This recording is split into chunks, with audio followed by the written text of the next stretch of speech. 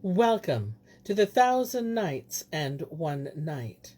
Now, when it was the 741st night, she said, It hath reached me, O auspicious king, that Julnar the Sea-Born told her brother all her tale, adding, Allah hath not caught me off, but hath compensated me for whatso I lost. Now this king hath no issue, male or female. So I pray the Almighty to vouchsafe me a son, who shall inherit of this mighty sovereign that which the Lord hath bestowed upon him of lands and palaces and possessions. Now when her brother and the daughters of her uncle heard her speech, their eyes were cooled thereby, and said, O Julnar, thou knowest thy value with us, and thou wottest the affection we bear thee, and thou art certified that thou art to us the dearest of all creatures, and thou art assured that we seek but ease for thee without travail or trouble. Wherefore, an thou be in unease, arise and go with us to our land and our folk. But an thou be at ease here in honour and happiness, this is our wish and our will. For we desire naught save thy welfare in any case. Quoth she, By Allah, I am here in the utmost ease and solace and honour and grace. When the king heard what she said, he joyed with a heart set at rest, and thanked her silently for this. The love of her redoubled on him, and entered his heart core, and he knew that she loved him, and he loved her, and that she desired to abide with him, that she might see his child by her.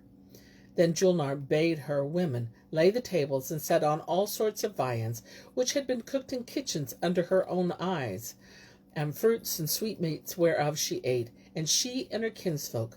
But presently they said to her, O Julnar, thy lord is a stranger to us, and we have entered his house without his leave or weeting. Thou hast extolled to us his excellence, and eke thou hast set before us of his victuals whereof we have eaten. Yet have we not companied with him, nor seen him, neither hath he seen us, nor come to our presence and eaten with us, so there might be between us bread and salt. And they all left eating, and were wroth with her, and fire issued from their mouths as with cressets, which when the king saw, his wits fled for excess of fear of them. But Julnar arose and soothed them, and going to the closet, where was the king her lord, said to them, O my lord, hast thou seen and heard how I praised thee and extolled thee to my people? And hast thou noted what they said to me of their desire to carry me away with them? Quoth he, I both heard and saw. May the Almighty abundantly requite thee for me. By Allah, I knew not the full measure of thy fondness until this blessed hour, and now I doubt not of thy love to me. Quoth she, O my lord, is the reward of kindness aught but kindness? Verily thou hast dealt generous with me, and hast entreated me with worship, and I have seen that thou lovest me with utmost love, and thou hast done me all manner of honour and kindness, and preferred me above all thou lovest and desirest. So how should my heart be content to leave thee and depart from thee, and how should I do this after all thy goodness to me? But now I desire of thy courtesy that thou come and salute my family, so thou mayest see them, and they thee, and pure love and friendship may be between you. For know, O king of the age, that my brother and mother and cousins love thee with exceeding love, by reason of my praises of thee to them, and they say, We will not depart from thee, nor go to our homes till we have foregathered with the king, and saluted him. For indeed, they desire to see thee, and make acquaintance with thee. The king replied, To hear is to obey, for this is my very own wish. So saying, he rose and went into them, and saluted them with the goodliest salutation, and they sprang up to him, and received him with the utmost worship, after which he sat down in the palace, and ate with them, and he entertained them for the space of 30 days. Then, being desirous of returning home, they took leave of the king and queen, and departed with due permission to their own land, after he had done them with all possible honour. A while after this, Julnar completed the days of her pregnancy, and the time of her delivery being come, she bore a boy, as he were the moon in its fullest, whereat the utmost joy betided the king, for that he had never in his life been vouchsafed with a son or daughter. So they held high festival, and decorated the city 7 days in the extreme joy and jollity, and on the 7th day came Queen Julnar's mother, Farah Shahite, and brother and cousins, whenas they knew of her delivery. And Shahrazad perceived the light of the day, and ceased to say her permitted say.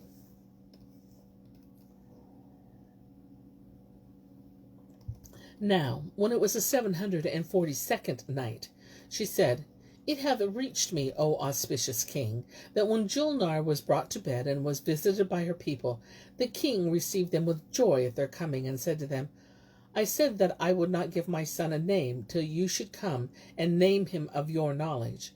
So they named him Badr Basim, and all agreed upon this name.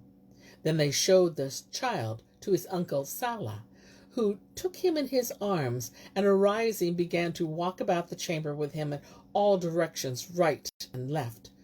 Presently he carried him forth of the palace, and going down to the salt sea, fared on with him till he was hidden from the king's sight.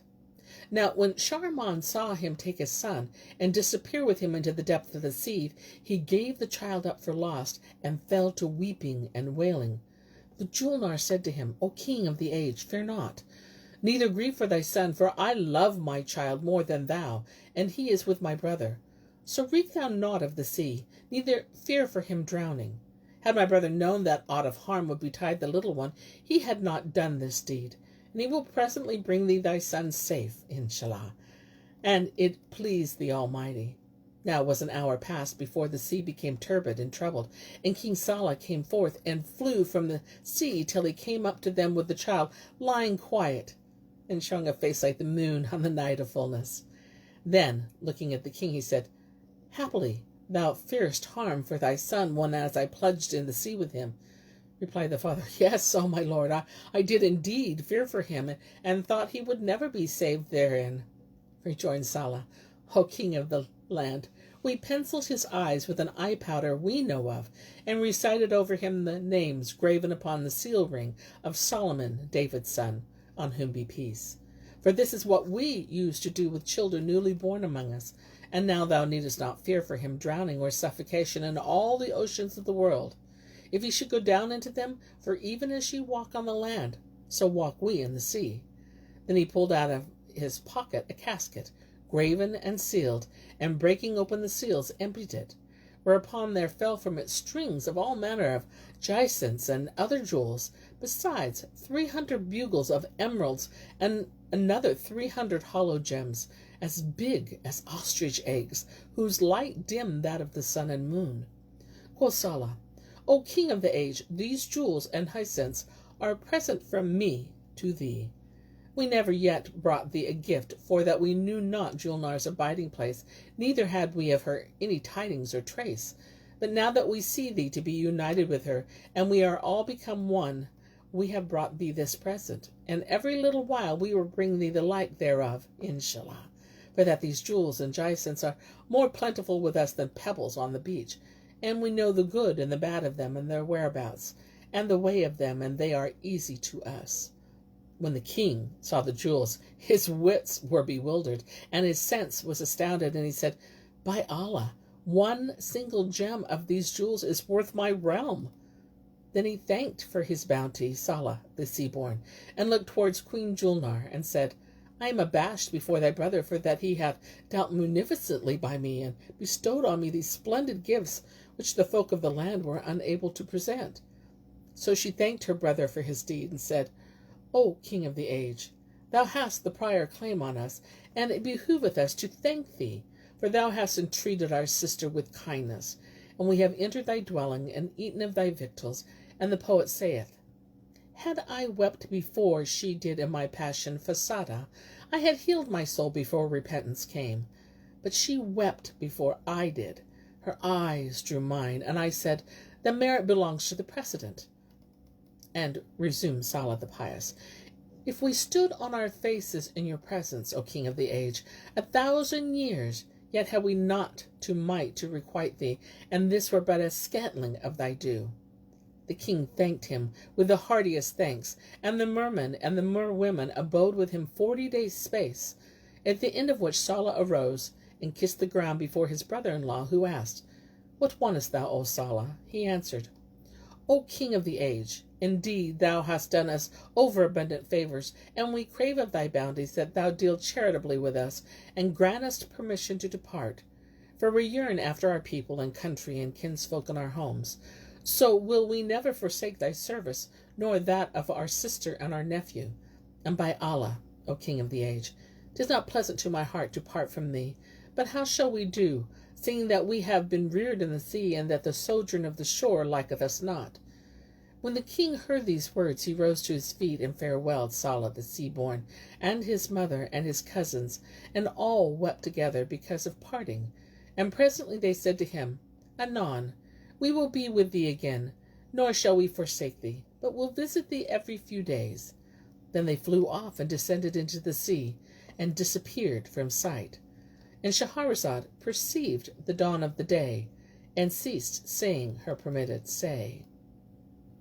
Now, when it was the 743rd night, she continued, It hath reached me, O auspicious king, that the relations of Julnar the Sea-Born farewelled the king and her weeping together because of parting. Then they flew off and descended into the depths, and disappeared from sight. After this, King Shahriman showed the more kindness to Julnar, and honored her with increase of honor, and the little one grew up and flourished, whilst his maternal uncle and grandma and cousins visited the king every few days, and abode with him a month or 2 months at a time. The boy ceased not to increase in beauty and loveliness with the increase of years, till he attained the age of 15, and was unique in his perfection and symmetry. He learned writing and Koran reading, history, syntax, lexicography, archery, spear play, and horsemanship, and what not else behoveth the sons of kings. Nor was there one of the children of the folk of the city, men or woman, but would talk of the youth's charms. For he was of surpassing beauty and perfection, even as one as is praised in the saying of the poet. The whiskers write upon his cheek with ambergris on pearl, 2 lines as 'twere with jet upon an apple line for line. Death harbours in his languid eyes, and slays with every glance, and in his cheek is drunkenness, and not in any wine. And in that of another, they say, upsprings from table of his lovely cheek, a growth like broidery my wonder is, as 'twere a lamp that burns through a night hung up beneath the gloom in chains of ambergris. And indeed, the king loved him with exceeding love, and summoning his wazir and emirs and the chief officers of state and grandees of his realm, required of them a binding oath that they would make Badr Basim king over them after his sire, and they sware the oath gladly, for the sovereign was liberal to the lieges, pleasant in parley, and very compend of goodness, saying naught but that wherein was advantage for the people. On the morrow Shahriman mounted, with all his troops and emirs and lords, and went forth into the city, and returned. When they drew near the place, the king dismounted to wait upon his son, who abode on horseback, and he and all the emirs and grandees bore the saddlecloth of honor before him, each and every one of them bearing it in his turn, till they came to the vestibule of the palace, where the prince alighted, and his father and the emirs embraced him, and seated him on the throne of kingship, whilst they, including his sire, stood before him.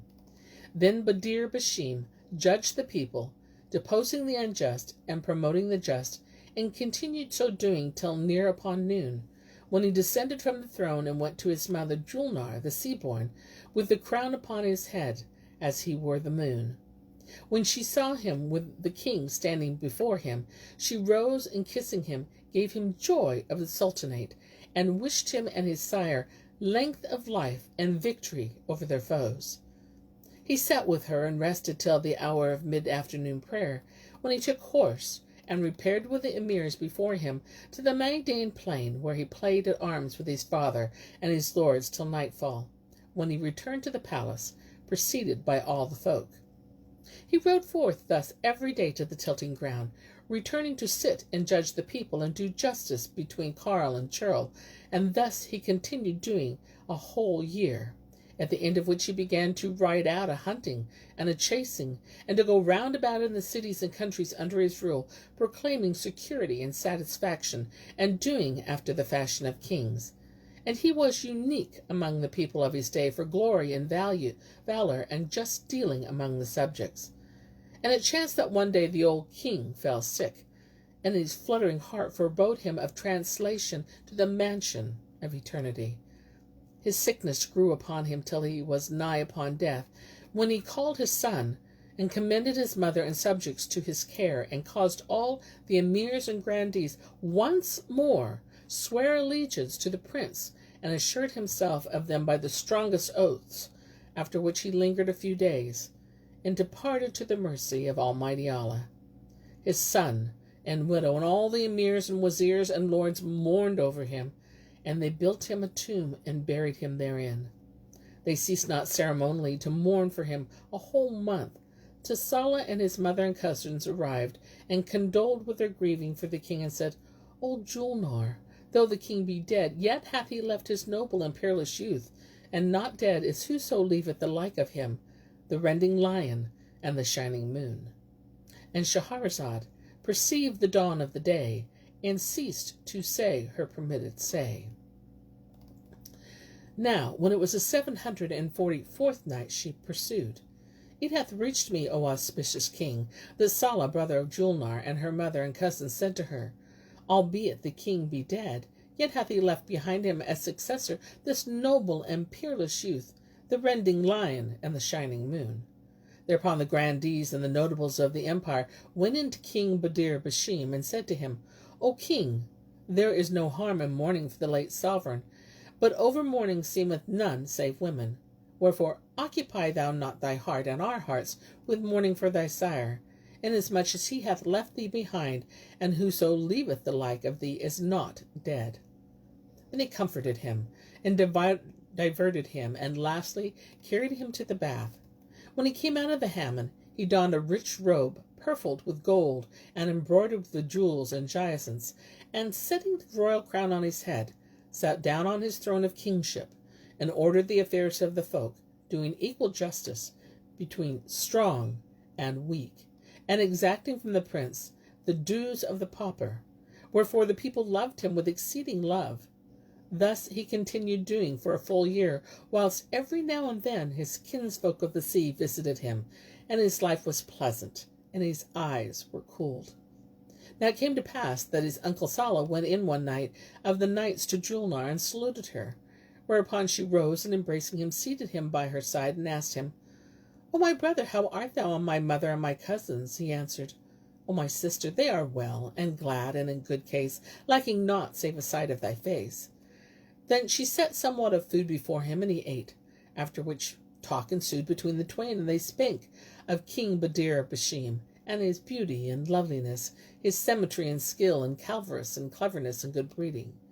Now Badr was propped upon his elbow hard by them, and hearing his mother and uncle speak of him, he feigned sleep, and listened to their talk.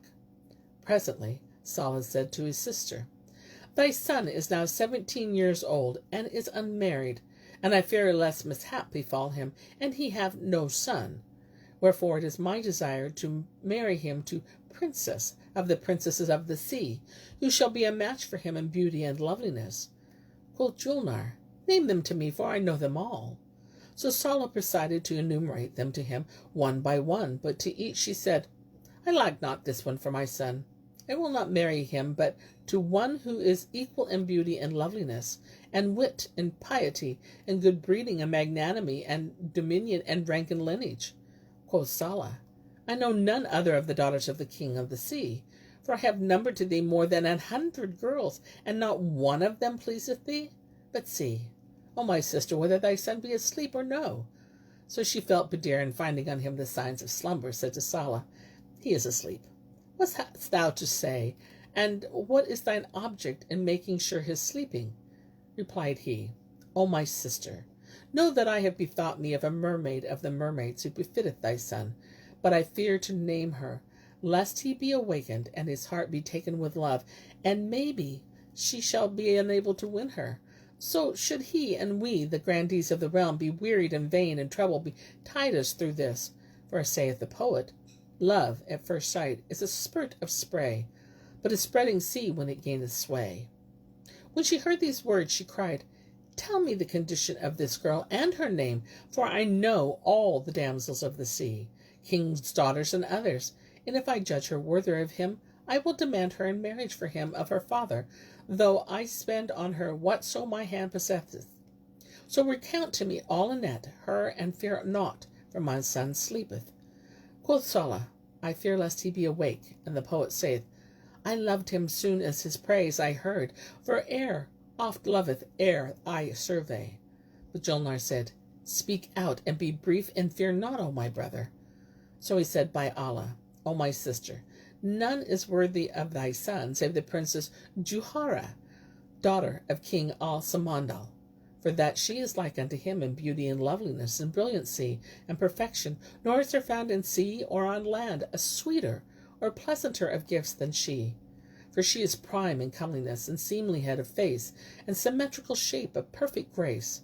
Her cheek is ruddy dight, her brow flower white, her teeth gem bright, her eyes blackest black, and whitest white, her hips of heavy weight, her waist slight, and her favour exquisite.